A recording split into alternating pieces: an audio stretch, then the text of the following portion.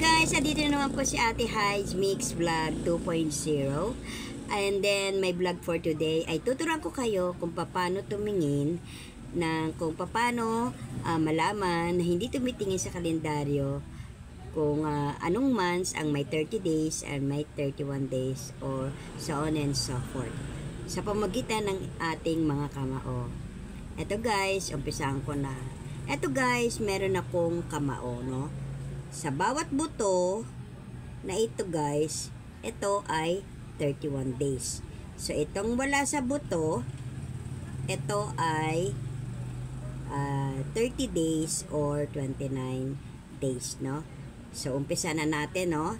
So, start tayo for first of the month of January. So, lahat ng mga nasa buto ay 31 days.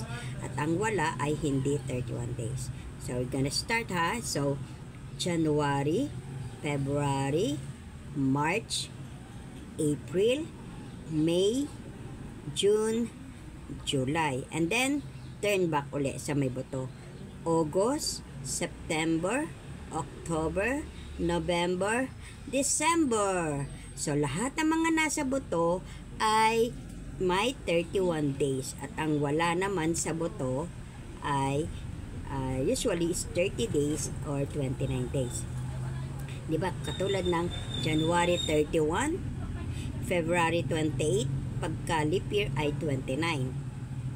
And March 31, April 30, May 31, June 30, July 31, and then back to another bones of our kamao is August 31, September 30, October 31, November 30, and December 31.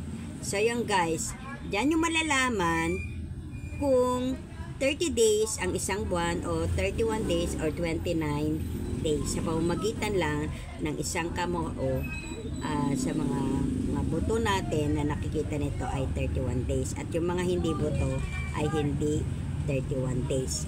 So yun guys, ang pamamaraan ng pagtingin ng kahit hindi ka tumingin sa kalendaryo. Kasi ganyan ang ginagawa ko. Minsan na papaisip ako ilan days ba within the month, no? So yan ang aking natutunan during my college days, no? So yun lang guys ang aking ma-share na information and tutorial and knowledge about how to get the number of days within the month. So yun guys, hanggang dito na lang aking vlog. Maraming salamat po. And thank you G6, Sir Noy, Ma'am Rosette, si Sandra, Sis Gemma, and AB and myself, and to all our